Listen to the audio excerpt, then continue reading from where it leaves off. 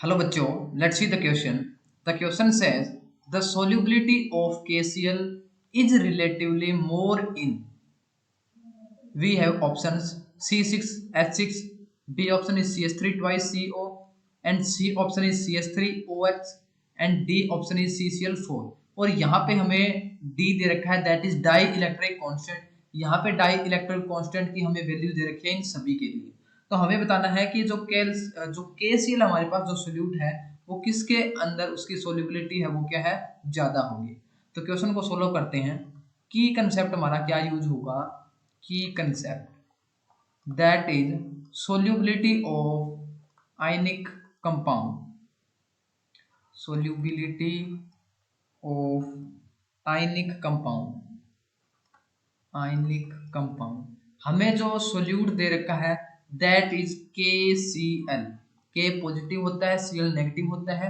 ये हमारे पास क्या है, एक आयनिक कंपाउंड होता है और इसका जो नेचर होता है वो हमारे पास क्या है, पोलर होता है। और हमें यहाँ से एक बात पता है कि अगर हमारे पास सोल्यूट पोलर है तो वो क्या है, पोलर सॉल्वेंट के अंदर क्या है हमारे पास ज्यादा सोल्यूबल होता है, यानी कि पोलर सॉल्वेंट के अंदर वो क्या होगा, सोल्यूबल होगा। तो अब हमें यहाँ पे देखना है कि डाई इलेक्ट्रिक कॉन्स्टेंट की वैल्यूज हमें दे रखी है इन सभी के लिए, इनका रिलेशन बेसिकली सोल्यूबिलिटी के साथ क्या रहता है। तो हमारे पास जो आयनिक सॉलिड होते हैं उनकी जो सोल्यूबिलिटी होती है, solubility of ionic solid, ionic solid is more in substance having higher dielectric constant, higher D value, D यहाँ पे क्या है, डाई इलेक्ट्रिक कॉन्स्टेंट।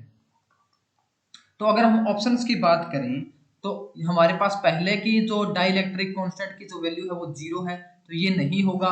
उसके बाद में हमारे पास 2 है, ये भी नहीं होगा। और C हमारे पास क्या है, 0 है, यानी कि हमारे पास जो C ऑप्शन है CH3OH के अंदर जो डाई इलेक्ट्रिक कांस्टेंट की वैल्यू है वो हमारे पास दे रखी है 32, जो कि हमारे पास सबसे ज्यादा है। तो आयनिक हमारे पास सॉलिड है, सब्सटेंस है, वो हमारे पास क्या है, पोलर है।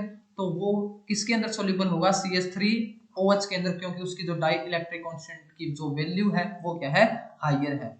तो हमारा जो करेक्ट आंसर आ जाएगा that will be C. I hope you understood it well. Thank you.